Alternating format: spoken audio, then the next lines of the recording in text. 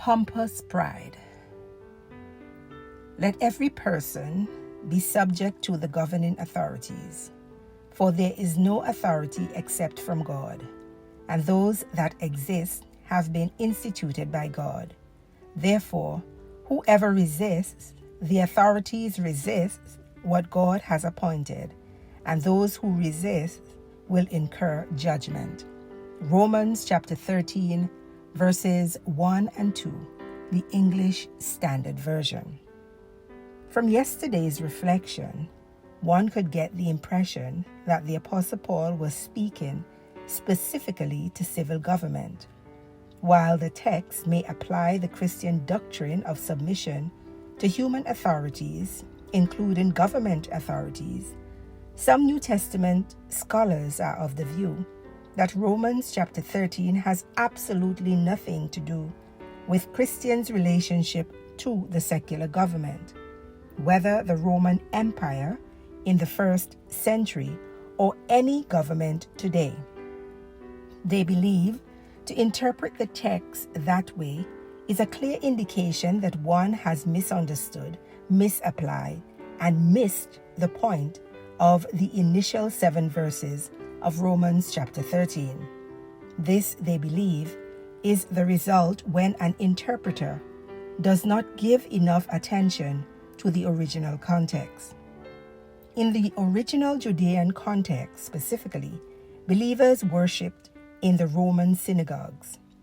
This should narrow how one understands verses 1 through to 7. In the earlier chapters of Romans, the Apostle Paul focuses on internal community issues related to Judeans and Gentiles, believers. Thus, it may be a stretch to think now that the Apostle Paul has changed course from dealing with these issues and moves to Roman rule. Thus, the New Testament scholars maintain that in the text for today, Romans chapter 13 verses 1 and 2, the Apostle Paul writes to Gentile believers in Rome to respect not Roman secular pagan government, but the authority that exists from God and is appointed by God in the Roman temple. If this refers exclusively to the temple leadership, who then appoints and authorizes civil government?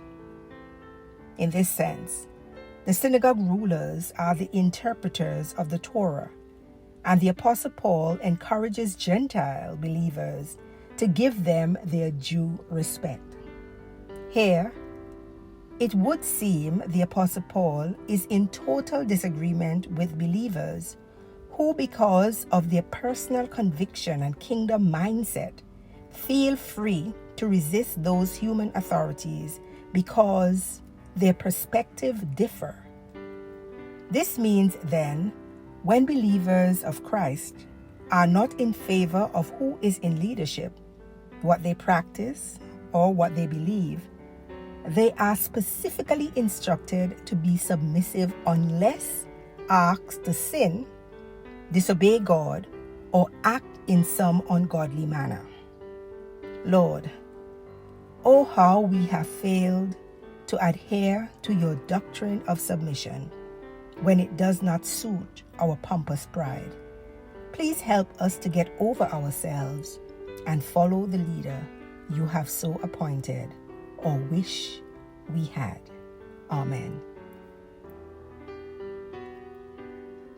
You have been listening to Morning Manna with Reverend Bonnie EBW Smith, Superintendent of the Moravian Church Antigua Conference and Minister of Christian Education. Have a wonderful, wonderful, wonderful Wednesday. God bless you.